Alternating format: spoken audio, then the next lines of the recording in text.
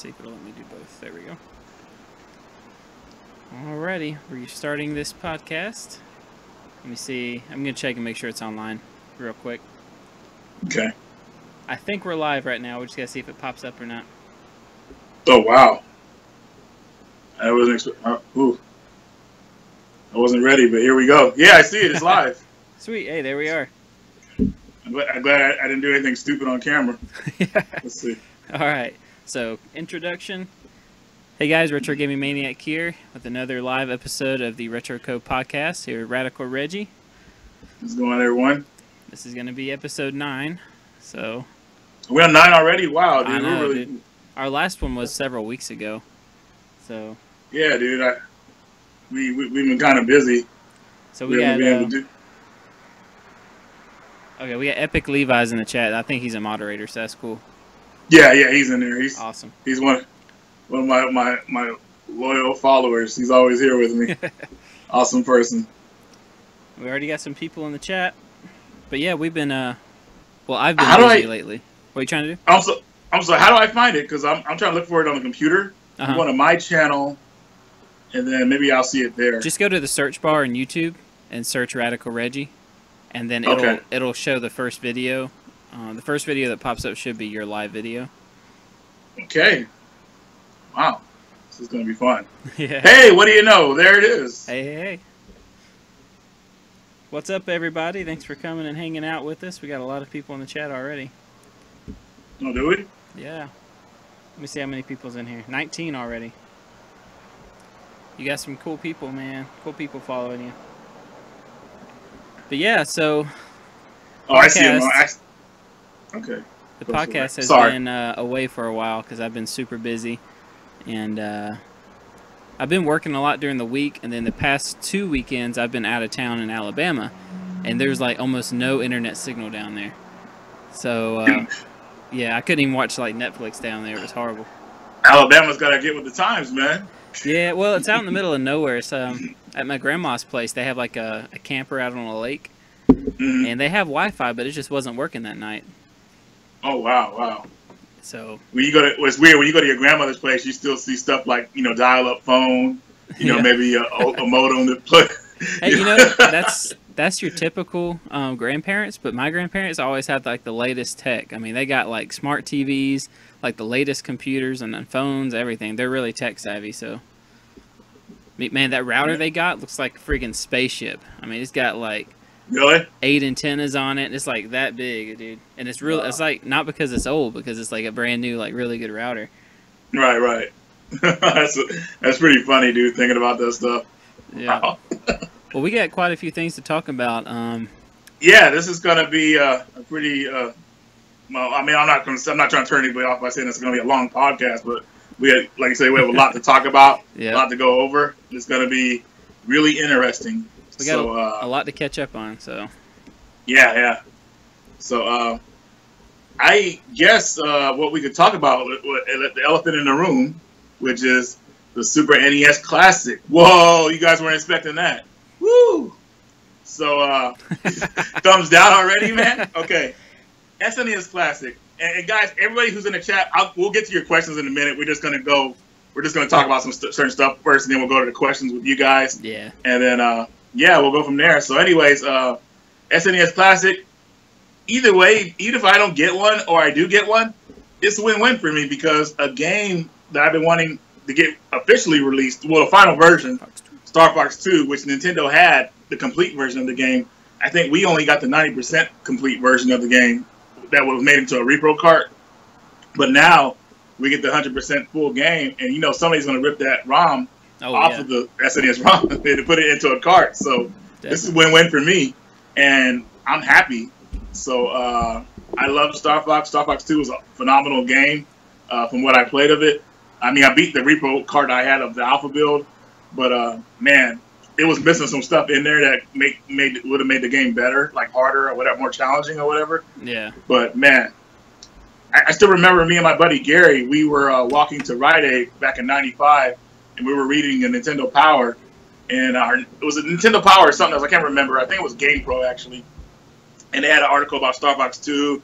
We were so pumped for it, man. We were like, oh, my God, I can't believe this is coming out. Amazing. Yeah. And Nintendo canceled it, and it was just heartbreaking. It's like, man, what's wrong with you guys? Yeah, so, it's weird that they would cancel it like that, but I guess they wanted to push everybody towards the 64 at the time, you know? Try to... both of them would have still sold, though. That's the thing. Yeah, I'm wondering if they were afraid, like, it would take away their sales from, like, Star Fox 64, you know? They're always worried about losing sales. They don't lose anything because people are indoctrinated by them. Yeah. You say Nintendo, everybody looks that way. Oh, my God, we have to get it. They don't... Well, my thoughts on the SNES Classic... which I know we both did videos on, you know, the SNES Classic. Okay, I'm not excited for it, but, I mean, would I like to have one? Yeah, I'd like to have one. If I could get one at the regular, you know, retail price, I'll get one, but I'm not going to go stand in long lines to get one. If they're readily available, I might pick one up, but, you know. Yeah. Have you thought about just probably ordering it on Amazon or pre-ordering it somewhere to have it delivered so you don't have to deal with any of that stuff? Yeah, I thought about it. I'm going to wait and see what they do with their stock because they're telling us, we're going to have plenty of stock. So I'm going to see if they actually follow through on that little, you know, statement they made about having plenty of stock. But yeah. Because they even said they had plenty of stock of the Switch, and at least where I live, you can't find the Switch anywhere. Yeah, they're full of it, man. Simple as that. Yeah. I think they're going to actually release the NES Classic again. They just want those sales. I heard their Switch sales for downloadable games, so they'll release the NES Classic again later. Yeah, you know, that's what I think they're doing. They're not fooling anybody, man. Not me, at least. But I tell you, I actually sold my NES Classic. Yeah, you told me you got one and sold it, and I think you did. I mean, shoot, that's a smart thing to do, man, because you know they're only going down in price right now. Well, the thing was, my friend Armez, he said I had an extra one. He had an extra one. You know, I picked it up, and I thought it was cool, and I wanted it, and I was playing it, and I was like, wow, man. I mean, I don't really have any use for this thing because the cords are so short. You can't really, you know, the design was wrong. I mean, they should have designed it better, made it like more comfortable. And I was like, man, this is just gonna get in the way. I almost stepped on it once. Oh man! And I was like, dude, yeah, I was like, I gotta get this out of here. So yeah, dude. For $200, it was a no-brainer. So gone. But you know what? You could do all kinds of stuff with that $200. Yeah. I don't know what I did with it. I think I picked up some cool games, which probably something I have here that we'll be showing off in a little bit. But as far as NES Classic, I think it'll be great as long as it's done right. But it being done right, that's yet to be seen. I mean, Nintendo needs to know that even though the scalpers are scalping them up, they're buying them, so have more ready so everybody casual gamers could get them. You know what I mean? So yeah, I mean, I don't know. I like Nintendo and all. It's just like I feel like they always create this false demand or this false shortage. Not saying their games aren't in demand, but it seems like they always put out such a limited number of, you know, systems or games. Even the Amiibos were very limited at the time, certain ones, you know. And then they're like, oh, they're selling out. They're, you know, sold off the shelves. You can't keep them in stock. It's like, you know, they're selling out because you only put out 10 consoles. Of course they're selling out. I mean, and then they create all this hype, you know, because people want what they can't have. That fake hype, yeah. And I mean, I want to be able to walk into a Walmart like 2 days in a row and be like, oh, yep, there's a SNES Mini sitting there still, you know.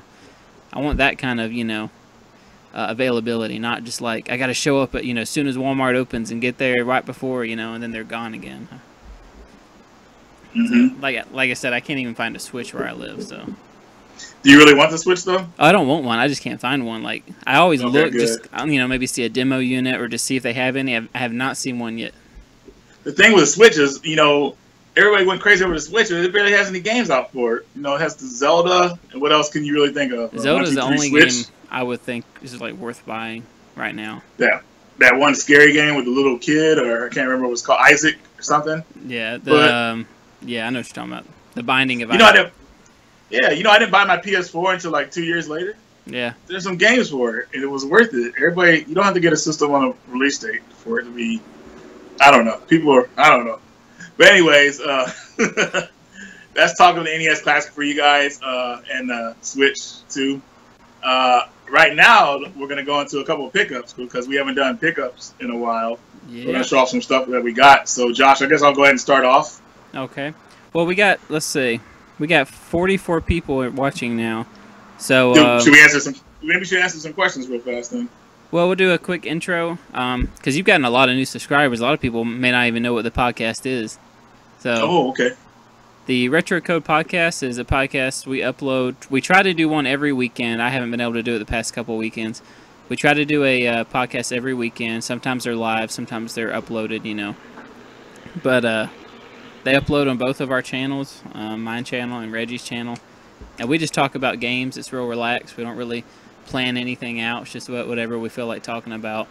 Because sometimes podcasts feel real, I don't know, rushed or forced or not natural because people try to stick with this, you know, very straight outline of what they want to talk about. But we try to have like a just relaxed chat. And then when we do these live, we'll answer questions with other people. But hope you enjoy it. Now let's get to the pickups. You go first because you always got the good pickups. So do you, man. So do you. I just had these real unique ones. So my buddy Jimmy sent me this from Europe. He knew this was a game I was looking for, and he found it on the cheap. And that is Sonic Wings PAL version for the PS1. Nice. Yeah, this is the PAL, a somewhat English version.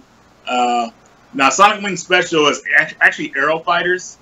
And Aero Fighters is the American name. So you know the Aero Fighters Super Nintendo, one of the rarest games of Super Nintendo. Yeah. But Aero Fighters or Sonic Wings Special, what it does is it has around 17 levels, and you go through 9 levels on a playthrough, but every level is random. Yeah. So besides the first level, so you always get a different kind of experience playing the game, which that's is cool. actually kind of cool. Yeah. Yeah. I mean, some levels you might like a lot, some levels you might dislike a lot, but you never know how your playthrough is going to be, so it switches things up. So I think that's pretty cool. Can I see the back of that? I don't know. That sounds interesting. Sure. See that. Okay, so it's like a top-down shooter. That's pretty cool. Mm-hmm. Vertical shooter, looks like. All right. Yeah, awesome. Is that a pricey game? It can be if you don't know where to look. I mean, people are trying to charge $200-$300 for it. It's worth maybe $20-$40, maybe that. You know what I mean? But PAL prices are really weird, man. You have to really. People are trying to raise the price of their stuff, and then everybody follows suit, but it's really not worth that much. So you have to look at it like that. You just have to find that person who's willing to sell it at a proper price. Yeah. So. Me next. You're next, man. I just got this one today, actually. X-Men Mutant Academy. Nice, man. 3D fighter. It plays like Street Fighter, but it's 3D character models, maybe like Virtual Fighter or something. Yeah, so it has like a 2D plane, pretty much. Just back and Yeah, but it was only like $7, and I like X-Men, so why not? Totally worth it, man. Because I think that came out around the time the X-Men movie came out. Yeah, actually, and now that you mention it, this is on the inside cover. It's an advertisement for the movie. Oh, nice, dude. Sweet, man. Man, I love the first 2 X-Men movies. The third one, not so much, but first 2 are pretty good. Yeah. All right, you're next. Oh yeah, well, already forgetting. So this one's called I forgot. Herman Hopperhead. Hermione Hopperhead. Yeah, oh, nice. Herman Hopperhead. It's a 2D side-scrolling platform for the PS1. Mm-hmm. This game would have came out to America if Sony didn't have this weird thing about 2D games being released on the American PS1. So a lot of 2D games like this, which are awesome, didn't get released over here. So I was able to pick this up from an American seller in America. The guy was in Washington, thankfully. I had to order it from Japan. So Here's the back of it. That's kind of cool. So Sony must have been trying to really push the whole 3D thing at the time. Well, it was that more. I don't want to talk about them bad, but Ken, one of the heads of the creator of the PlayStation, they didn't like 2D games being released over here. So, there's a lot of them got canceled out, and it sucks, man. And this is one of them. Luckily, we got Mega Man 8 and X4, but even those were they were trying not to greenlight those. So yeah, really cool game. Check it out if you can. All right. Now I've just got three I'm going to show you just because they're like kind of throwaway titles. Now these all got at a yard sale. I'll go ahead and tell them about that yard sale video I put up a couple weeks ago. I was in Alabama and came across this yard sale, and this guy had a ton of game stuff. Systems, games, and all kinds of stuff. He even had a Virtual Boy in the box, in the carrying case. He wanted a lot of money for the Virtual Boy, like $200. But everything else, which I guess you can watch the video, you can find it on my channel. Everything else he wanted like $20 for. And I'm talking like a boxed PS3, 2 PSPs in the box, GameCube, PS1, man, I can't even remember now, PS2, and a tub full of games, and he only wanted $20. And Josh, the kind man that he is, offered more. I gave him $40 because I felt bad. But anyways, here's a couple of PS1 games I decided to keep out of that lot. Nice. I got Monopoly. You know, Monopoly's fun sometimes. I got... Monopoly? Yeah. Need for Speed High Stakes. Which actually... Check out this. This disc is kind of cool, dude. It's got like a rough paint on it. It's kind of cool. Like, shiny. Nice. Looks like, gravel or asphalt. Mm-hmm. And then I got one called Battle Tanks Global Assault. Okay. So... Does that have like a guy's body stuck under the freaking wheel, kind of? You know what? I don't know. On the cover? Let's see if you can see it. There we go. Okay, never mind. I don't think so. I think there was like a commercial with a snuggle bear being shot by a tank, and I think it was Battle Tank's commercial, but it was pretty hilarious. But yeah, go ahead. And that's the 3. You're up next. Okay. Get this going. I was able to get a boxed PSP Assassin's Creed edition. Yeah, I traded in some Vita games I had. There's some limited run releases I got that I just wasn't gonna play. Yeah. And I traded them in. I had no attachment to them, and they had this PSP that's sitting there, and I grabbed it immediately. So it was pretty much an equal trade. Came with it's supposed to come with a freaking Assassin's Creed, but it wasn't in here. Yeah. And Angels and Demons, which I think is a sequel to, I don't know what movie, the Tom Hanks movie. I can't remember. I might be wrong. It's a voucher for that, but that wasn't in there either. So I doubt it would work anyway. But here's that. Nice. And I went to Half Price Books, which is everybody's favorite place to go. Oh, let me reach down and get it. I found a Sega CD game for cheap that you don't find. Jaguar. Nice. JVC. Yeah. No. Yeah, $3, dude. $3 for this. I was like, Not whoa. Bad. And I haven't played it yet, but here's some of the back right here. It doesn't look too bad. Grid Runner, which looked really interesting. I picked this up. Hey, this is a good game for Grid PS1. Runner. Huh. Yeah, never played it. So there's that back of that. And yeah, man, I'll show one more real fast. Okay. Picks. I had this game a couple of times before. I decided to keep it this time. This is my 3rd time owning it. So there's that. That's cool. And yeah. All right, buddy, you're up. All right, man. So I'll go through a few as well. So my wife just got me this one today, and it's Outlast Trinity. Nice, dude. Heck yeah. So I've been wanting this one for a while, and she got it for me. So it's very disturbing game. Yeah, it's got the original Outlast, the Whistleblower DLC, and Outlast 2. I beat the first 2. Got a few. I got some PS2 games I can run through real quick if you want. Yeah, of course, man. We got nothing but time. Yeah. Hitman. Is that Hitman Blood Money? Blood Money. Yep. All right. Brother in Arms, Road to Hill 30. I like these World War II games. Man, they had it rough. Whew. Big time. Hitman Silent Assassin, or Hitman 2 actually. Okay. Liberty City Stories. Oh yeah, that one's cool. I like that one. And I got now in that yard sale, I didn't pick it up, but they had the NBA Street Volume 1, 2, and 3. I decided to keep because I love those street games. But yeah, they're fun. Yeah. And I got this Grand Theft Auto 3 and Vice City Dual Pack. Yep. And the cool thing about this one is I have another one that has San Andreas included, and you just pull out each game. Well, this one actually opens up like that.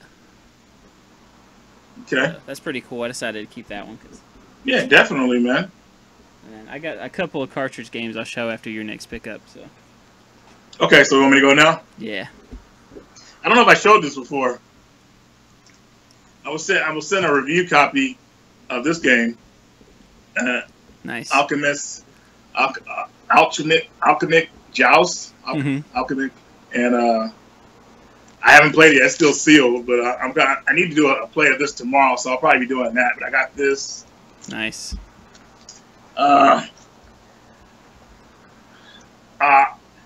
Hamtaro, Hams Unite for Game Boy Color. So now I have the Game Boy Advance version sequel, and I have the Game Boy Color prequel. Awesome.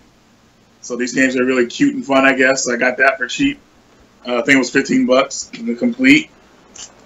And my favorite platform game of all time, I got pixel art made for it. And a lot of you guys have probably seen the video, but Adventures of Little Ralph. So there's the pixel art for those right there. Oh, nice. Glare in there. That's cool. So that's Little Ralph in the front and Big Ralph in the back. So that's his older self and younger self. And you actually did a review on that one. I did. If you haven't seen it, check it out, folks. I think I did a pretty good job on it. Yep. All right, man. All right, I got a couple of cartridge games. Also in the yard sale, these two I'm about to show you came in the yard sale, but we got Doom 64. Nice. Wolverine and Enantium Rage, I think is how you say it. Yep. And also, now this one I got at a game store, but it's The Werewolf, The Last Warrior. I love that game. I could never get past the third boss, dude. Yeah. I wanted to beat that game so bad. Data East makes some good games, man. They do. Yeah. No joke. I've got a lot more pickups, but that's all I got out right now. So. Yeah, I'm going to show my last one too, bro. Yeah. At least the last one I'm willing to show. So, a lot of people might give me flack for this, but I think you guys are wrong if you don't like this game. And that is Mighty Number 9, which I already had, but I found one at GameStop. They're on sale. The signature edition's on sale for $17 right now. Nice. So you find it brand new, there it is. So this is an extra copy. I felt like if it was a video game rescue, get a game out of a dirty place. I'm not saying GameStop is dirty, but like video game rescue. Somebody else might want this. I might trade it with a friend. So yeah, it's not a bad game. I think it was overhyped is all, and people. It was. But and if you kickstarted it, I feel bad for those guys because Kickstarter people got their stuff last before other people got theirs, so it was really weird. So Kickstarter's supposed to get their stuff first, they didn't. So yeah, Mighty Number 9, only $17 brand new at GameStop if you can find one. Nice. Okay. So yeah, man. I guess now we can talk about how busy we've both been and what we've been up to. Yeah, man. Talk about what you've been up to, and then I'll talk about what I've been up to. Well, since I missed this quarter of school, I decided that I want to make sure my time is not wasted, and I've been putting a lot more time into the channel. So now I'm putting out almost sometimes 2-4 videos a week. I mean, the least I want to put out is 2, but I'm usually putting out 3 a week, just making sure the channel's active and good to go. Had a lot of support from the Patreons that they help keep me going. Just been dedicating a lot of time and making this channel great, and it's been working. I think at least I got some fans here that like it. So, hey, what's up, man? There's a lot of our friends are here, and I'll get to their questions in a little bit. Yeah, but yeah, a lot of people. Yeah, man. We should probably answer some questions pretty soon, though. But yeah, what have you been up to, bro?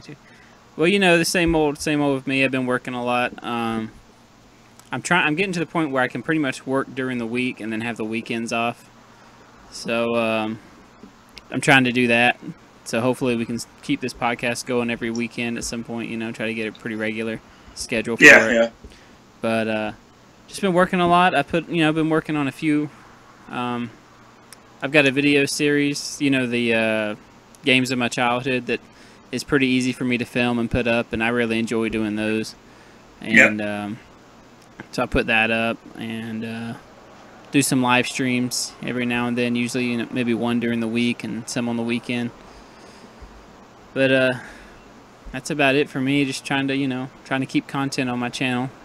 If anybody wants to check my channel out, it's Retro Gaming Maniac. I've got a link in the description, I think. Let me double check that. Yeah, check out his videos, epic moments in gaming history. Yeah, you can check out epic moments in gaming history. You can check out the Horror Insider Show. Yes, definitely. Man, we got some good ones. We got at least five episodes of epic moments in gaming history, I think, and I think you're in like 3 of them.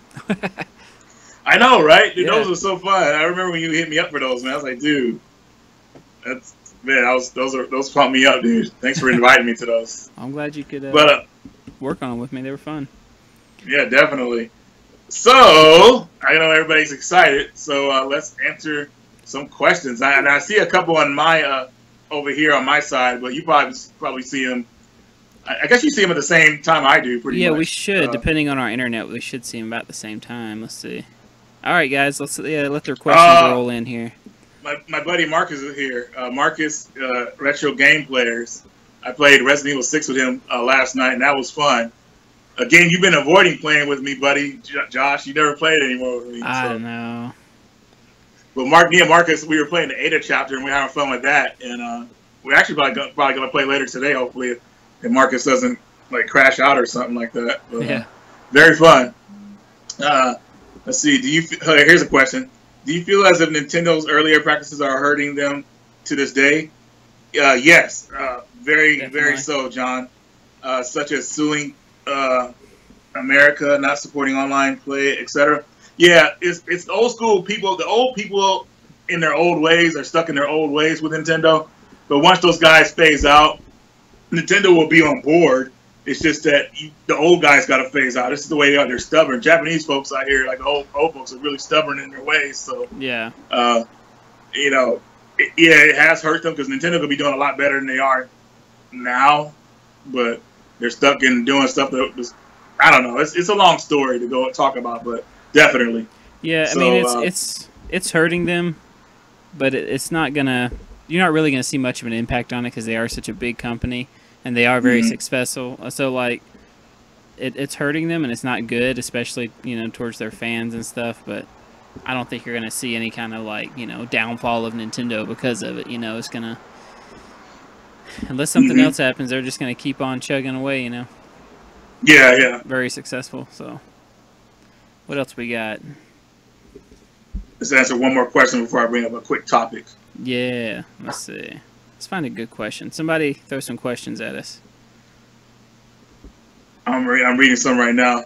Best racing game. Here's Retro Game Players. Retro Game. Here's a question. What if somehow Sega resurrected the first Dreamcast and then indie developers could make games for it? The hardware is still pretty impressive. You know what, Marcus? You are right, man. I am still shocked by the Dreamcast today. I love the system. I mean, I love it so much I got 2 of them. So, dude, the Dreamcast, yeah, I got one in box. That's a great system, ahead of its time. Oh man, very ahead of its time. I mean, I know the PS2 is somewhat superior to it in a way, but the Dreamcast is just so many games are just fun on that system. I don't know what it is, man. I mean, it's an amazing system, and I'm glad it didn't die out like it did in America and Japan when it did. Because it went on, like, I think 3 or 4 more years later in Japan still making games. But, man, the Dreamcast is such a great system. A lot of fun. Ahead of its time with the online play. I definitely would support them if indie developers just were making games for the Dreamcast. I mean, mind you, it would have to be games that appeal to me, though. But, Isn't I would that kind of already it. Going on, though? I mean, I know they're still releasing new games for the Dreamcast. They are, but they're not getting the official license to do it. Oh, so we're just talking about opening up the license for it, yeah. Yeah, you don't see like officials Dreamcast. You know how they have the mark on there saying officially product of the Dreamcast? I don't think they can write that on the indie stuff or whatever. So, hey, Marcus, good question, man. Yeah, there's RGM. Sega could release Sonic Mania on it? Oh. Maybe. Hey, Stu. Okay, go ahead. Sorry. No, Stu. No, dude, it's cool. Reggie's cool. Everybody loves Reggie. It's fine.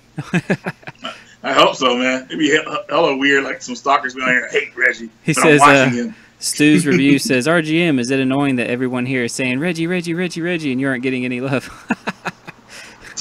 No, it's no. It's Reggie's channel. And I'm not cool like Reggie, so. Yeah, he is. He's modest, but he's one of the cooler YouTubers out there. This will give you guys a heads up, though. I am doing a YouTube video coming out soon of like my top favorite YouTube channels to watch.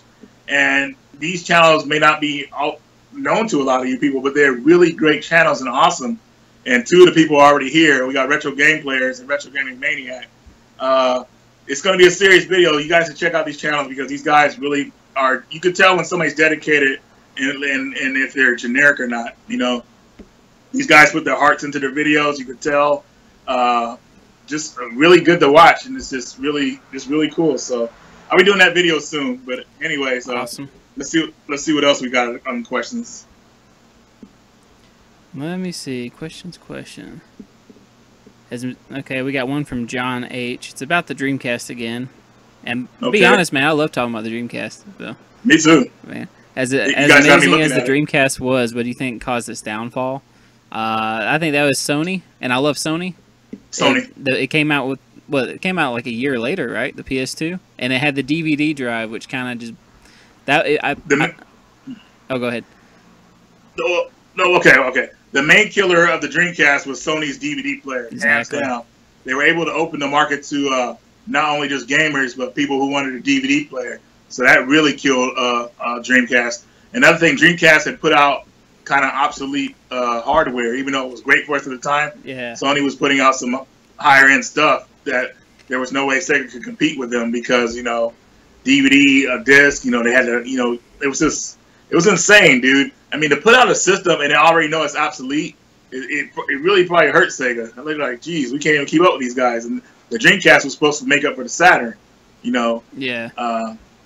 But the DVD player was the big killer, and that's what got Sony over the Dreamcast. Now, mind you, Sony would have still, they would have still beat the Dreamcast if the PS2 didn't have a DVD player. The Dreamcast would have had a longer lifespan at least. Exactly. It would have lasted for a while. You know what I mean? So, which is really sad because, like, I think it had a lot of potential. You know, a lot of Xbox exclusives that by Sega would have went on the Dreamcast, like House of the Dead 3, Outrun 2. You know, Sega would have still been in there. So yeah, hope that answers your question, John. Yeah, and another quick note is, you know, that Dreamcast chose, or Sega chose to use the CD drive.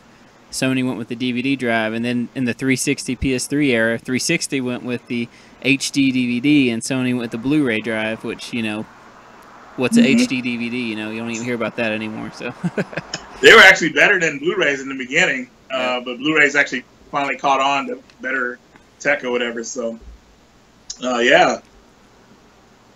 All right. So before we go into more questions here, I want to ask you, Josh, are you into like I'm finally getting a PC Engine this November, Turbo Dual, actually. Nice, yeah. Well, PC Engine, the Japanese version of the system. Yeah. And I am really pumped about that system because I'm finally going to get the two games I've been wanting over the last couple of years for that system, which is our Ballast 2 and Ballast 3. Oh, nice. So I'll actually be able to play those finally. So I'm really happy about that. But are you into any of those systems, bro? Like, I have a TurboGrafx 16, the American version. I don't have a PC Engine, which I heard they're a lot cheaper, so I wouldn't mind getting better one made of those. too. Yeah, and I kind of like the way they look. But I have a TurboGrafx with, I got a stack about, I don't know if you can see, it's like about that big, TurboGrafx games. But one of the, I have one TurboGrafx game complete in box, and it's Splatterhouse. So that's like my favorite TurboGrafx game is the original Splatterhouse. Nice, dude. I don't have a PC Engine or a Turbo Duo, whatever they're called yet, but I would like to get one. They're just kind of pricey. I wonder if they're region free. I don't know. I don't think they are. Really? Yeah. One of the most expensive games is on that PC Engine, freaking Sapphire. It's a shoot 'em up game. Yeah. Very rare. Oh man. Man, yeah. There's. You know, TurboGrafx was expensive Retro when it came JP, out, what's up, buddy? and it still is now. Who we got? Retro JP. So I met Retro JP at the freaking PRGE this year. It was a funny story because he was sitting in his booth and I was walking around by myself and I saw he had these demos out. Yeah. And I was scared to go up and ask him for a demo because I thought I would have to buy something. But he was giving out the demos for free, so I went up to him and said, "Hey, how's it going?" We were talking and everything, and I didn't know he had made the game pretty much, so he was promoting it and everything at the show, talking about when he had his PC Engine game coming out. I have it in the other room. I just forgot the name of it just now, so I don't want to get up and go grab it, but I'm sure he'll say it right here in a minute. But he was making his own platform game, which is awesome.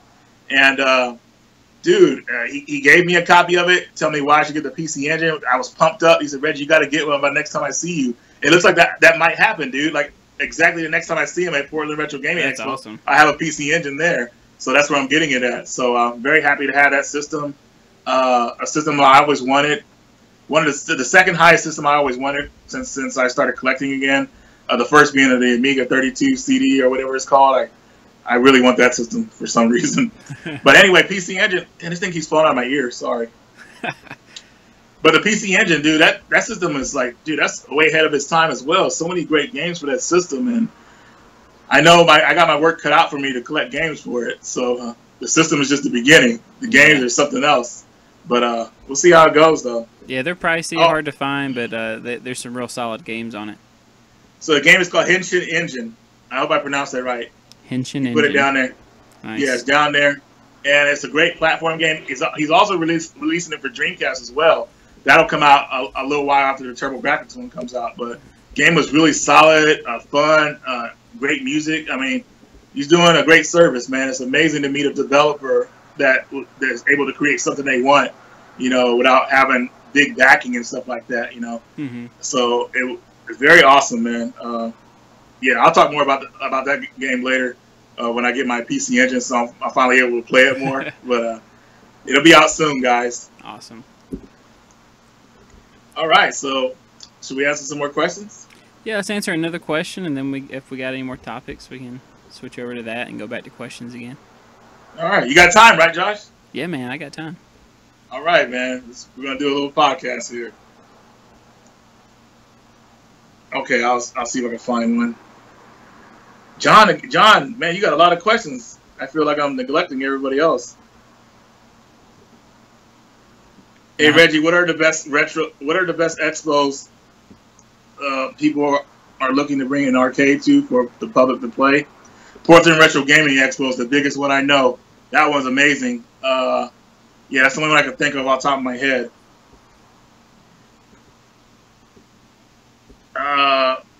Ryan Hodges said, "Hey Reggie, hope all is well. Stay safe, stay happy." I will, man. Thank you for, thinking of me. That's awesome. I'll try to. Oh, your question. Robert Williams got a question. You guys should do gaming with subscribers over streaming. I would love to. Yeah, that would be fun. That'd be awesome. I wouldn't mind doing that at all. That'd be fun. I actually did some with some. I already did some with some people when we were playing Friday the 13th. They're like, Reggie, you're Reggie, right? Like, yeah, it's me. Like, oh my God. I said, no, pay attention. We're gonna get killed. See, when I do that, I'm like, they're like, who are you? I'm like, Retro Gaming Maniac. Who? No. Oh, Josh, not for long, brother. Let's see what else we got here. Clownworthy, Reggie, have you beat Slain yet? No, I was on my way of beating it. I got good at it. As long as you're good at the parrying in the game, the game's a breeze. I mean, not saying it's easy, but once you get the parrying down and you get good at that, you could get through it pretty steadily. But I beat in the second level and then I stopped playing because something else had came out, or I just put it on the back burner. So sorry, guys. I saw John had a question about the PlayStation VR and whether he thought it'd be successful. There we go. Do you think the PlayStation VR is going to be successful, or will Sony stop developing for it like the PlayStation Move, PSP and PSP? I have a PlayStation VR, so I really hope that they do continue to support it. Now, if they can get some big AAA games to come out, like Resident Evil 7 did, that have full PSVR support, I think that's going to be a real big help to the life of the PSVR, because that to me is like the best way to play Resident Evil 7 is in VR mode. That game is scary in VR. That's the way it was designed to be. Yeah.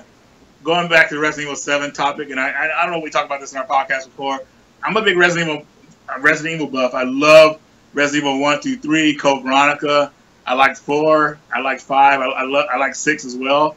7, I liked it at first, but you know, and this is spoilers. I'm sorry, people. You know, if you haven't played it yet, that's on you. You should have played it already. But once the Bakers are out of the picture, it doesn't really feel like it. Really feels it comes out apart. Like it's all about the Bakers. So I felt the Bakers should have been in there until the end of the game. Yeah. Jack Baker really made the show for me. I loved him. But at the same time, you feel bad for Jack Baker because you know his story and everything. Like it's, you know, you could kind of sympathize with him, you know, and everything. But once they're gone, I just don't know. And then all the DLC, the season pass stuff they talked about before the game was released, that was a big turnoff for me. You know, they wonder why the game didn't sell as well as they wanted to because you keep cutting stuff out, trying to like charge people more money for it. You know, as simple as that. You know, season pass should not be season pass. That is only for games that have multiplayer, man. Not something that's a single player game. You know what I mean? Does that make sense? Yeah, it does. Season pass for multiplayer DLC, people want to buy all that stuff, or maybe it's for a fighting game that adds extra characters, even though they should already be unlocked. But they hurt themselves, and that's all there is to it. Now, hopefully, with Resident Evil 7 barely breaking even, hopefully Resident Evil 2 remake and Resident Evil 3 remake, which is unofficially announced, but it'll get greenlit once the second one comes out. Yeah. Hopefully they follow people's instructions about what they want. Don't throw in a bunch of don't make it first person view, you know, because this game is dedicated to people who love Resident Evil 2. Don't make it into a first person game. Yeah. You do that, then I don't know what to tell you. Hopefully they follow our instructions and make it like Resident Evil Remake 1. If that happens, then everybody have a smiling face. I hope so, man. I mean, they got the formula for how to make a good Resident Evil game. But I think they're just, you know, sometimes you gotta be different. Maybe, you know, you can always go back and just, you know, remake it. All right. True. Hey, Epic Levy asked, what do we think about the new Bubsy game coming out? I think it's great. Oh, you read about it? I heard there's a new one coming out, but I haven't seen any gameplay or anything. I think it's great that they want to try again, man. Bubsy was one of the worst games of all time, and I think he deserves another chance to redeem himself. So, yeah. Bubsy, Epic Levy, I think Bubsy is great that it's coming out. I'm happy. So, yeah, that sounds good. I mean, we'll give him a second chance. Bubsy 3D was pretty bad, though. In case you guys want to know what I'm drinking, you know, I thought I had Mountain Dew in the fridge, but it happened to be the imitation Mountain Breeze. So, it's something to drink, but whatever. I was drinking iced coffee. The original Gamester on there, but it's all gone now. That's what I need to be drinking. Yeah, Marcus even agrees with me. He says the last 2 levels of Resident Evil 7 were kind of boring. Yeah, so I haven't got that far. I'm still in the Baker house, so I'm enjoying that so far. You dude, I ruined it for you. I'm so sorry. No, I didn't ruin it for you. You didn't ruin it. Trust me. No, I'll forget. It's just that going back to that real fast. I mean, I like Resident Evil 7, but it didn't really pull me in like the other ones did. You know, hell, I'm still playing Resident Evil 6 right now. People give that a bad rap. But me and Marcus are having a blast with it. Yeah. I mean, man, Resident Evil 6 really threw everything and the kitchen sink at you. The game is long. It's fulfilling. There's different boss battles. It's crazy. Like me and Marcus were just, man, we were tearing it up. We had each other's back this time too. Like Marcus wasn't getting killed. I wasn't getting killed. We were just plowing through it. So it's really fun. Yeah. Okay. Let's look for another question here. Everybody watching, if you enjoy this live stream, go ahead and give it a thumbs up. Yeah, give us 2 thumbs up, like Siskel and Ebert. Make it like 3 thumbs up per person. Yeah. You have to go create separate accounts and thumbs up. Yeah, give it a thumbs up. Let's see. Looking for a question here. Stu's reviews. Crazy Joe probably drink his Mountain Dew and replace it with Mountain Breeze. That's something Joe would do, which is pretty funny. Do you think games like Battlefield 4 and Friday the 13th are initially released, but would have a lot of bugs, glitches that hurt overall gaming experience and industry? I filled it into what I thought you were trying to say, bro. I know Friday the 13th was released because they didn't have enough money to put into more development for it, so they needed to put it out and have people spend money on it so they could have more money to put into development for it. Now, initially, I don't like that practice, but they had to do it because if they kept trying to develop that game even more, they wouldn't have they probably would have went bankrupt. So they had to release the game the way it was and kind of fix it as people play it. So by people buying it for $40 and everything like that, that goes towards the development still. Because the game is not even fully developed yet. They're still missing hella levels. The single player is not in there. It's a game that's pretty much in beta phase still. So, yeah, a lot of that comes down to the developers getting like pressure put on them to release it at a certain date. For the big wigs. So like, it's annoying to me. And it's not. I don't blame the developers. Like a lot of it is the developers, but a lot of it's the deadlines they have put on them to release. So it's not all their fault, but it is annoying when you have a game. I remember when Battlefield 4 came out, and they had some crazy problems going on that, like, you don't know how they missed that. If they even tried testing the game, they would have found out. But I think they came out later and said that it was due to a time crunch. So yeah, they made a decision. I don't know too much about Battlefield 4, like you were saying. Do you know anything about Battlefield 4? Battlefield 4? I think you mentioned something about that. I forgot the question. Oh yeah, that's the one I was talking about with the developers. Okay, cool. My bad, bro. So, cool. Let's see what else we got here. Do I think Shenmue 3 would live up to the hype? Definitely not. There games that have been hyped up for so long. I mean, Shenmue 3 has been hyped up since the release of Shenmue 2. Has a lot to live up to. Yeah. And it's impossible to live up that hype after so many years. I mean, Shenmue 2 initially came out in 2001. 2002 in America, finally on Xbox. But it falls in the same category as Half-Life 3. Half-Life 3 would be an awesome game, but it would never live up to the hype that it's been, it can't anymore because it's been so long. So, yes, hopefully that answers your question. I like this question. Oh, go ahead. Go for it. No, you go ahead. Ape versus Game. What do you think the new Atari console is going to be? Have you heard about that? I have not, and I don't know what to think about that. I'm not sure because all they gave us was a teaser trailer, so I'm not sure what exactly they're going to be coming out with. From what I heard, it's going to have like PC parts in it, and like I think it's probably going to be like a clone system. It's going to be higher quality than the flashback. I don't know. I can't see Atari trying to come out with a legit gaming system, to compete with Sony and them. I can see it being like a flashback type system, but maybe a higher quality, maybe an HD one that has preloaded games or the ability to play cartridges, but I don't know. The only system that people want to get hyped for is the Dreamcast Part 2. That's something they're really get hyped for. Yeah. That would be awesome. Okay, here's a question. Ryan Lands, every console seems to have a launch-only tech, such as the touchpad on the PS4. Which tech on the Switch do you think will lose support over time? I don't know. I don't have. What do you think, Josh? What do you think? What kind of support? What kind of tech do you think will lose support on the Switch over time? I think the Joy-Cons probably.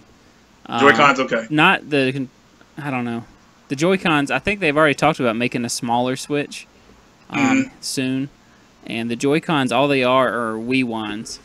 They have the same technology as the Wii controllers. Right. And like a lot of that's gimmicky, like even the games, like it's not totally accurate. It's probably a better one would probably be the HD vibration that they have in there, that they made a big deal about. In the Joy-Cons, they said it has HD vibration. I see that as something like people aren't gonna care about over time. But yeah, probably Joy-Cons and HD vibration would be the two features I think it may lose support for over time.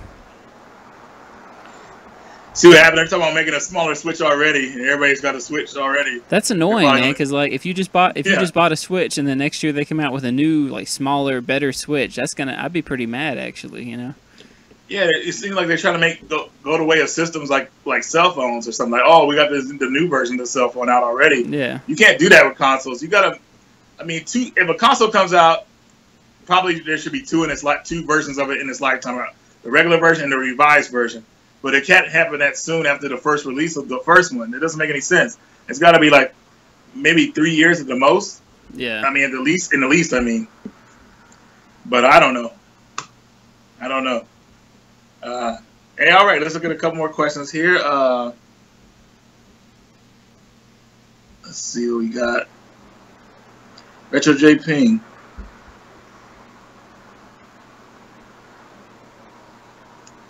Wait, questions are kind of scrolling fast here. I'm like, whoa, what the heck? I'm trying to keep up. Yeah, same here. I did see a question earlier talking about the Vita 2. Would we here's a good question. I found a good one. What you got? It's by John again, John H. What video on your YouTube channel are you most proud of and why? So that's a question for both of us. I'll start off. I think, oh man, if I had to choose one, I think that I'm most proud of, golly, this is a tough one, but I have to say the one I did with my mom. That one was hilarious because, you know, everybody got to see my mom's opinion about games and stuff like that, how I came up, which was nice. It's not a side of me I let people know about and everything. I introduced my family in there, so that video was awesome. But I have to go with that one. What about you, Josh? It's a tough one because I like a lot of the different videos for different reasons. It'd either be my epic moments in gaming history or the horror insider show videos that we do. That's a tough one. I like both of them. Yeah. The same. So it's like, man, it's hard to really choose one. Yeah, because I think we did some pretty good editing on those, you know. Yeah, we did, man. Awesome, dude. We should have another one come out pretty soon, right? Hey, you know what? I'd like to see that happen. Hopefully soon, man. Yeah. Okay. Here's a question. Donnie B. Hey, Reggie, any love for Saturn? Japanese imports are awesome. My Jap wife finds them dirt cheap. My Jap wife? That sounded weird. But anyway, I'll answer the question. I used to have a big love for Saturn. I fell out of love with the Saturn because a lot of stuff happened during my my Saturn years, my collection. I played a lot of games over the years, but when you play a game and you lose data for it, it's very frustrating. And that happened to me 3 times, well, more than 3 times owning my Saturn because the battery on the Saturn dies out. And you lose your memory when it dies out. And I even went ahead and got a backup card for it to back up the memory, and that went out. So losing all my data, I gave up on the Saturn because data is precious. You know, it's time you put into games. And I put a lot of time in those RPGs, and those RPGs have terrible load time. So, yeah. You know, you're putting a lot of time in these games, and I end up getting rid of all of it together. And I had one of the rarest games, most sought-after games for the Saturn, which is Deep Fear, a European edition, English edition. I had that game, and I gave that up. So I love my Saturn, but at the same time, it hurt me too much, and I had to give it up because it's just not a system that is, to me, it's just not well developed. And when I say well developed, it's I shouldn't have lost my data pretty much. You know, data is precious. Yeah. I should still have my saves, so I gave up on it. So, not saying it's a bad system, but I just had bad luck with it. All right, let's switch over to future plans. What's your future plans for your channel or YouTube, or what you got coming up? Any ideas? Okay. I've got a few as well. Yeah, let's talk about both of them. So for my channel, my future is to keep the content coming. As I get better equipment over time, I will step up the channel because I'm doing all the editing on a phone, which is hella hard, and I don't even have a computer that could do it properly. So once I get a computer that could do it properly, you'll see more high quality videos because the videos you see that come out now are videos I do with my phone. This is the quality I can do with my phone. Yeah, and it's pretty decent. So imagine what I could do when I get a computer. That's why I did the Patreon to help with that and everything. And I plan on finishing my reviews, and then I'm gonna just start doing top 10s, hidden gems, stuff like that. Really casual, cool topics that people will like. Yeah. I know reviews are boring, but I need to establish myself on my channel to have some background. Like having reviews is great, you know, and those videos are great in the long run as well, even though they might not get a lot of views. So really professional doing reviews and stuff like that. You know, you could do like stuff that's going on in the gaming news right now, or whatever, but those fade out. You know, a review will still be around for a long time. You know what I mean? They don't fade away. So yeah, that's what I plan on doing. Cool, man. Josh, what about you, buddy? This is gonna be interesting to hear since Josh is a workaholic. Yeah, you know, I'm gonna keep doing my series on my channel, Retro Gaming Maniac, that games of my childhood. I want to keep doing those because I do enjoy doing those, and it gives, like, instead of just reviewing a game, it gives you like my personal experience with the game as a kid and why I liked it as a kid, which is gonna be different for everybody, you know. Right. I like doing that. I'm gonna try to keep doing the podcast here with you. Podcast gets, you know, uploaded on my channel, your channel. I'm also going to try to start doing some budget tech reviews, like some cheap Chinese tech. Some of that stuff you see that's just too good to be true sometimes with the price. Maybe just get it and actually see if it's any good, you know, try it out. Like, for instance, like this. Here, I'll show it. This cheap VR headset I got today for $5. $5, man. Yeah. Made from Japan? Yeah, and I know most of these VR headsets are, you know, all comes down to what phone you have and, you know, stuff like that. But I'm going to do that. Going to try to keep doing the series that me and you do, Horror Insider Show. I need to do another Epic Moments in Gaming History. Live streams, you know. I want to get into the reviews as well. Just got to be able to play the games to review them. So that's you know what's funny about my reviews? A lot of these reviews, even though I'm going off my memories from when I beat them back in the day. A lot of them, newer games I play and beat them. Like I beat Republic, that was my last review. But a lot of games I'm just going off my memories of them, and it really kind of meshes well, you know, into the review. Yeah. Reviews are tough to do. I mean, let's not lie. I mean, we have to really give an opinion. When we do a review on a game we like, we want to kind of introduce it to people so they like it as well. They will like it as well. So, and that's kind of hard to do sometimes unless they just, I don't know. But reviews are tough. That's what I'm getting at. Stu's review says, Reggie, when will you have a theme song like Metal Jesus and John Hancock? Like an intro to my channel? Yeah, well, actually, it's funny you say that because he does have one coming up soon. We got one. And guess who made it for me? Who? The Retro Gaming Maniac. And I got another one actually coming from another friend, Retro Game Player. So I have a couple to mix up for you guys when you get tired of one. So it's been an honor to have my friends help me out with that because I've gotten people say, hey, Reggie, I'd like to make an intro over the years. And then when it came to it, like they disappeared. I'm like, what the heck? So, you know, it was weird. Like, just say, no, I can't do it or whatever. But yeah, a lot of people disappeared. So, Josh, Marcus, man, thank you guys so much, man. I mean, I got so pumped when I saw the intro that you guys made. Well, Josh, I saw yours. Marcus was going to make one too. I haven't seen his, but yeah, man, you got a couple of different ones to choose from, and definitely, man, and outros, and outro, man. Josh made an outro too, man. It's sick, dude. You guys are gonna love it. So, Retro JP wants to see the intro. I'll send it to you after the video. Yeah. I'll show it. Yeah, I meant to send it to him before, and I totally forgot. But I'll send it to you guys and show it to you after the video. You guys will like it. All right, so let's see what else we got here. Jimmy, the Gym Master. Jimmy Hawk is the guy who sent me the Sonic Wings. He's in Norway. Nice. So let's talk about gaming overseas. Jimmy has it the worst over there because everything is so expensive over there. Everybody feels like video games are jewels. Yeah. And man, he said it's rough being a collector over there, but he found me some cool stuff, man. He found me the Gregory Horror Show for PS2. Oh, dang. Sonic Collection for the PS2, the one with the Sonic CD version. It's called Sonic Gems Collection. That's what it is. Nice. He got me the European version. Sonic Wings. He really helped me out, man. Jimmy, man, thank you so much, buddy. You helped out a lot, man. I appreciate you, bro. But he's an avid gamer. I actually got some games from him that I need to send him, but we're waiting because you know that game called Skullgirls for the fighting game Skullgirls for the PS4 and Xbox One. Yeah, it's like a 2D fighting game. Well, Limited Run Games is making a physical version of the game, but we pre-ordered it and paid for it already, and they haven't. It was supposed to come out in January. Now it's July. So he's like, man, we should just send the whole package together as one. But man, we have no idea when they're going to release the game finally. So it's kind of sucking, you know. Yeah, but I got to send that package to him pretty soon. But it's just really annoying. Let's see. If Skullgirl's any good?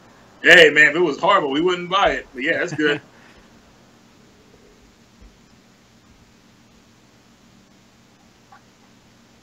Any more questions? Let's see. Let's see how long we're coming up here on this podcast. We are at... You tired already? Over an hour. No. Not too bad. No, I'm just messing. Hey, got a couple of thumbs up, man. Awesome. How many did you get? Let's see. Well, there was 45, and then I gave it a thumbs up just to see if I could, and it worked.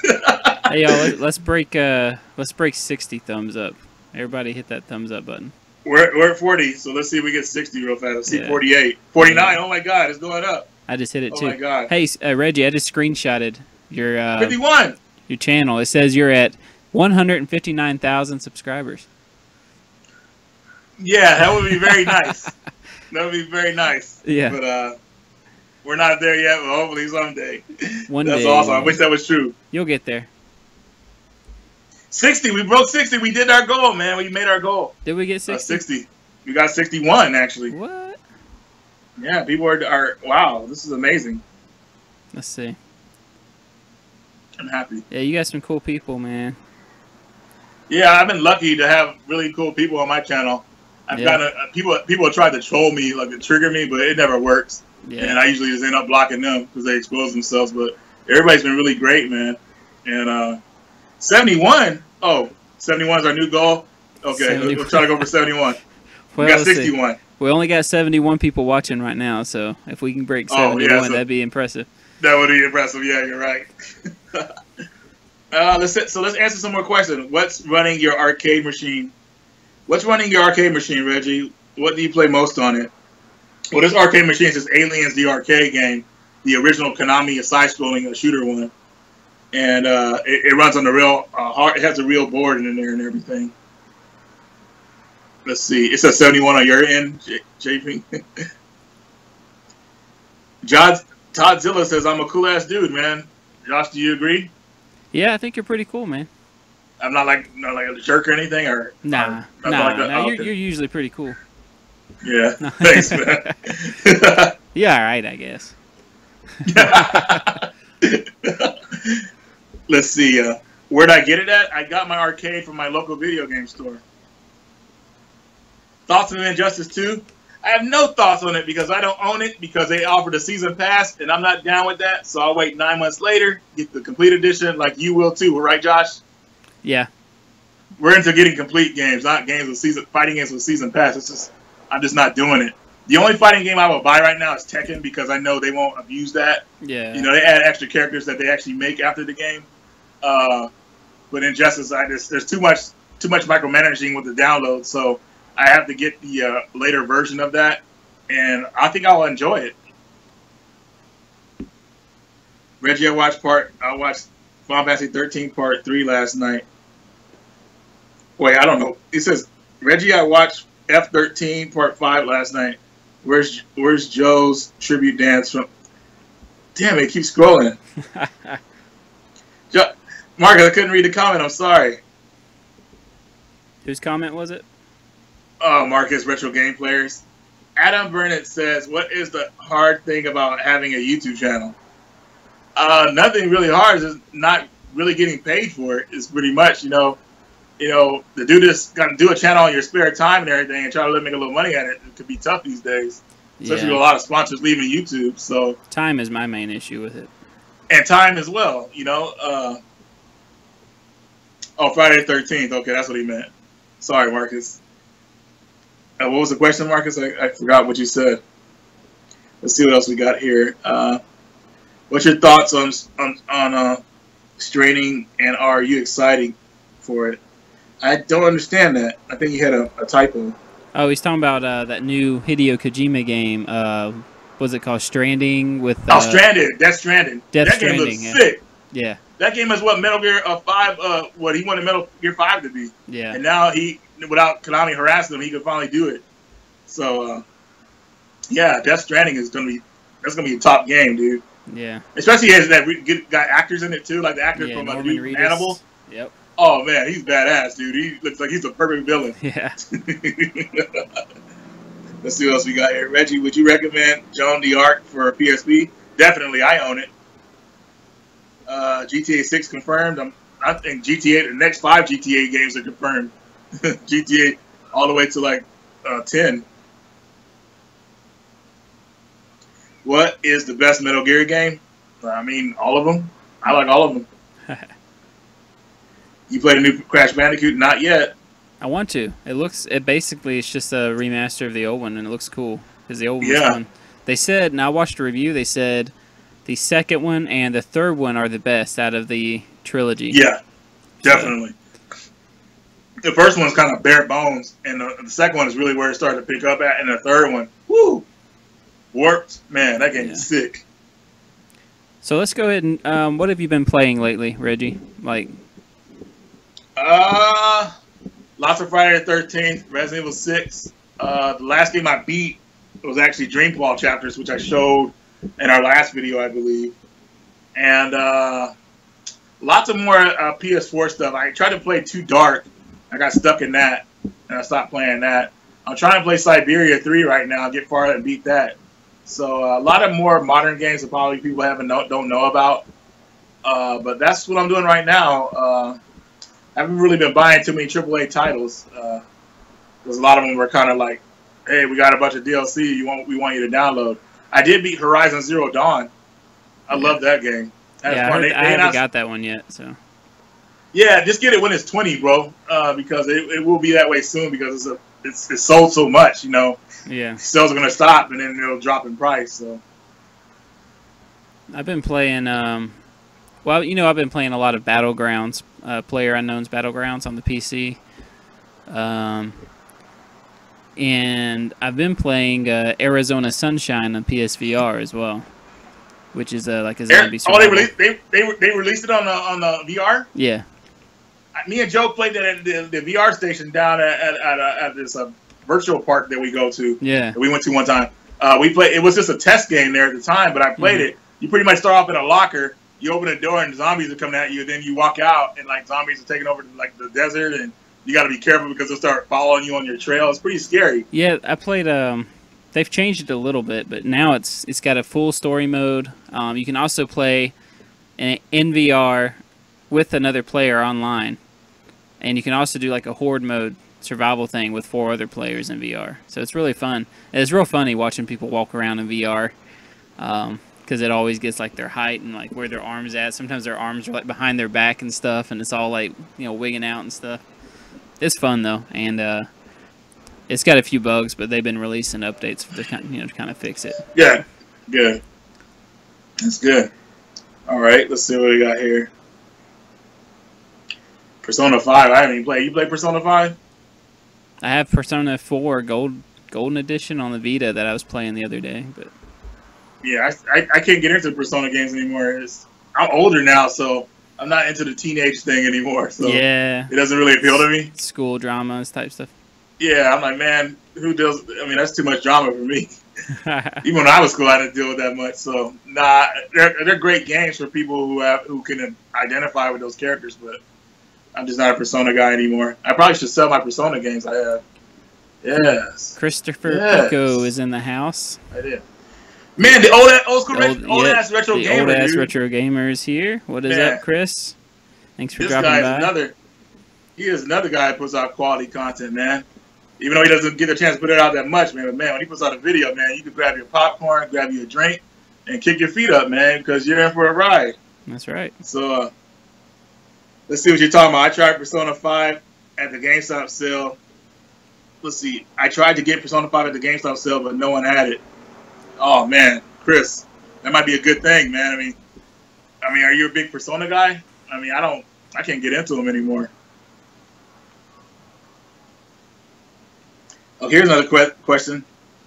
Remember the greatest hits PS3 games in red cases? Do you think they'll do that soon with PS4?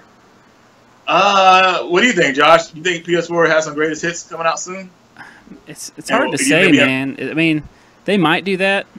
The problem is they're releasing so many remastered versions of games that I don't know.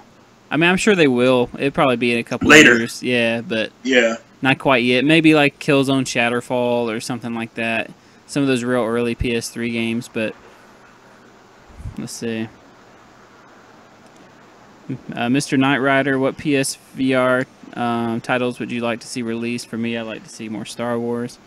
Really anything. I want. They already have Skyrim on the PSVR coming out, like the full Skyrim game, which is going to be awesome. For me, it would be White Day, which is a survival horror game released for the PC. Yeah. I'm sure you might have seen it, Josh. But it's a horror game in a school, so that might be cool. But I don't have a VR yet, so it's hard for me to get pumped for it. Yeah. But, that would be a cool game. I hope they keep supporting it. I just want to see more games coming to it. It's being fully supported. It's not going anywhere. It's just expensive that a lot of people don't have it yet. So when it becomes a little bit cheaper, and people start picking it up. Yeah, Sony's still pushing it at E3, so they're still actively trying to support it. So that's good to see. Man, Stu Magoo, my buddy Stu, man, has a great YouTube channel. He's telling me to cut my hair. I guess he's talking. I know he's not talking about the top, man, but the beard. I'm actually starting to really like the beard now, man. The beard is coming through. So wasn't your mom telling you need to cut that beard? She trimmed it for me because she couldn't. She kept picking at it. I was like, fine, go ahead and do what you need to do so you can sit down for a minute. So she clipped it a little bit and everything. So now it's shaped out. But I like having the grizzly beard because my whole thing, I wasn't going to cut my beard off until I graduated school. So I have 2 more classes till I graduate. And once I graduate those, I'll probably cut it all off or whatever. But now I think I'll just keep it. Yeah, you might as well keep it, man. Oh, Chris, the old-ass retro gamer, Chris Pico wants to know, what am I doing for 4th of July? Nothing, man. There's nothing going on here. We had our 4th of July celebration yesterday here at the apartment building, where I got to talk with a lot of my neighbors and kick it, which was fun. But nothing going on, man. My brother is leaving town, so he's going on a cruise. So I guess I'll spend the 4th of July watching fireworks solo. I may be playing a game. Yeah. Ooh, almost knocked my drink over. Hey, beers make the world go round. Thanks, Retro JP. I appreciate it. That's right, man.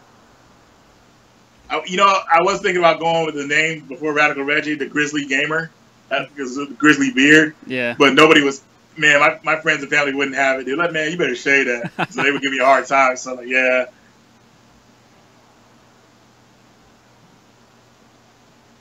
Stu, man, I see. This is the thing. Funny, you know how Gravity Rush for the PS1 blew up in value? Yeah. Okay, so my buddy Stu was talking about it. So it was an Amazon exclusive, and what happened was Amazon sold out of them. They were supposed to get more of them. They were supposed to buy more because people wanted it again because it was going up in value. Play Asia bought out the contract to release it, so now they have it right now. So you can buy from Play Asia version, but a lot of people, how people are compulsive, like, no, you got to have the US version or whatever. But the Play Asian version is the exact same copy as the US version, just printed on a different disc and all that stuff, different cover art. So, Stu, if I would get it, I would get that version. But as far as getting the American release, nah, man, I'm not jumping on that hype train. That's crazy. People like to pay money for stuff they think is rare, but it's really not. Just get a different version of it. That's the same thing. So pretty much the Play Asian version is like getting the greatest hits version in a way. So. Okay, let's see what we get. Jimmy, you lost your beard. Hey, did you check the lost and found, Jimmy? Let's keep going here. Josh, you getting tired, man? Because it's okay, man. I won't. Huh? Oh, I do have to end it soon because I got a few other. Hey, I've got some reviews I'm gonna be working on. So. Oh shoot! We both got work to do. No, man, no, I'm enjoying the week. I'm gonna play a game. Yeah. But hey, what? Oh, go ahead. What time limit? What time limit do you want to set from now before we shut it down so we can just do that? We have a set time. Maybe 5-10 more minutes. We can do another 5 minutes or so, and then if I have time, maybe we'll do a dual live stream of Outlast or something. Okay, I'm down with that. So possibly we leave this, we'll do an Outlast live stream. So that'll be fun. So, anyways, what we're gonna do is we're just gonna answer some more questions here, and hopefully you guys will enjoy the rest of the podcast. So let's see what we got here. 30 more minutes, man. I don't think Josh can hang, man. He's hurting. let's see. We're just looking at some questions to read here. Gravity Rush Remastered, $40 pre-owned at my local GameStop. It's only $20 more than what it initially was on Amazon, I believe. No, Amazon had it for $30, so you're paying $10 more than what it's worth. You gotta look at what the original value was of certain games too. I think that's the problem. People don't look at the original value sometimes, and they just want it extremely cheap or whatever, or cheap as they can get it possibly. But that's an okay deal. I think I would only do that if I was trading in some junk I didn't want to GameStop to cover the extra $20. So you only pay $20 for it. And Gravity Rush is a good game, but it's not that great. What do you think of it, Josh? Have you played it? It's fun. It's a good game. They put a lot of love into it, but I feel like it's like too much of the game revolves around the gimmick of being able to like control gravity. You know what I mean? So that, to me, it's like I just wish I wish that wasn't the main focus. But the world and the atmosphere and the graphics and the story is great. I just don't like that the main focus of it is the, gravity aspect. Right. Right. Because it was initially a Vita game that they ported over, so. Yeah. Yeah. Okay, let's see what we got here. Yeah, Marcus, I saw it on my phone and you sent me something. I'll read it in a sec. But, hey, Marcus, man, you game for some Resident Evil 6 later? Don't back down, man. Everybody's watching you. You got to say yes because you're in the chat. Let's see what Marcus says, everybody.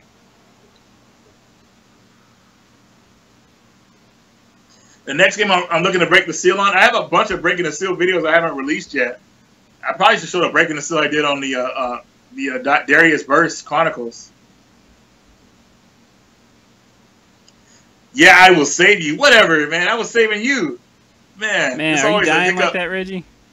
It's always a hiccup between me and Marcus, man. Like, who dies more, man? It's definitely Marcus, man. Man, holding me back, dude. No, I'm just kidding. All right, so 2 more minutes here. Break the seal. What are your thoughts on new HD Shadow of the Colossus remake? Shadow of the Colossus is a game that definitely needed a remake because that game was fantastic. It did great on the PS2, decent on the PS3, but it needs to be remastered into its own thing. I think that's a great choice. Maybe they could implement some of the original features that they wanted for the original version. Because a lot of people don't know the Shadow of the Colossus was supposed to you were supposed to be able to play the game online too. You team up and take down the monsters as well. So hopefully they can implement that into the game. That'd be really cool. Another thing I remember them talking about, they were wanting the world to just be like a big, open, like living world. But really, Shadow of Colossus, the world is, it's empty. Other than the Colossus, it's an empty world, So I want them to like remake it, but also like make it a living, breathing world. Add other animals and stuff like that. I think that would be really cool. Okay, let's answer 2 more questions and we're gonna head out. If there are any more questions, because I'm starting to get tired too. Yeah. Anybody got a question here?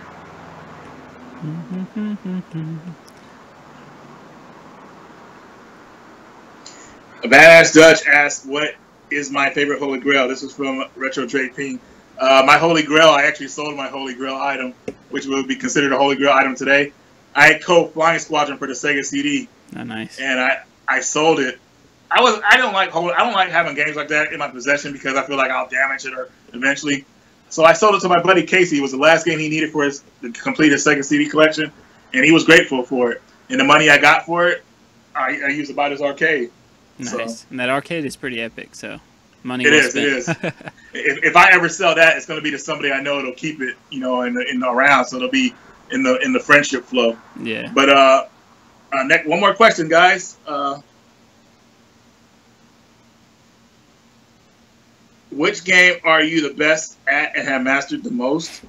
It's been a long time since I would say I mastered the game, but I was definitely good at Beyond Good and Evil. And I would say if there was one I was really great at, I'm probably still good at today, is Super Ghouls and Ghosts. I used to tear that game apart, man, when I was younger. I practiced a lot, I was running through that game with not even getting killed. That's how good I got at it. Yeah. And one of the levels in that game is considered one of the worst levels in the game. It's called the Ghoul Stomach. It happens to be my favorite level in the game. Nice. I had so much fun. But yeah, guys. Oh, go ahead, Josh. Mine would probably be like, as far as like mastering a game, I don't know. Super Smash Brothers Melee was a game like I got real competitive in. You know, playing. My main character used to be Ganondorf, and I actually got second place in like the Midnight Gaming Championships that came out a long time ago. They were like a tour bus that went around, and they set up these big championships in different cities, and the first place winner, would get a trip to Vegas for like the finals and stuff. But I came in second place in that tournament. But yeah, so that was really fun. Now I think my main character in that is Star Fox. So nice. Oh, and this is the last question for us. How do you feel about the lack of code sheets in modern games? For example, Contra code. The lack of codes in games is actually something they've used against you. What they do now is they let you unlock certain cheats by buying DLC. That's how they charge you. So they taking codes and replace it with DLC vouchers that kind of open all stuff for you. If that makes any sense. So it's just another way of charging you money. So that's why you don't see codes in games anymore.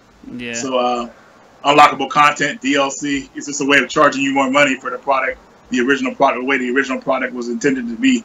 So anyways, guys, I guess we're going to close this out. I want to say thanks for joining and everybody being polite and treating us nice and everything. So yeah, thanks for Josh, being cool. And another live episode of the RetroCode Podcast down in the books. They'll be dual uploaded, my channel, your channel, and hopefully we can do another one next weekend, whether it be a Saturday or a Sunday. I'm not really sure. But thank you everyone for stopping by and hanging out with us. It was fun. Good questions as well. And hope y'all have a good 4th of July. You got anything else to add, Reggie? Hey, yeah, have a happy 4th of July. Keep gaming, and I will see you next time. All right, we'll see y'all later. Peace out.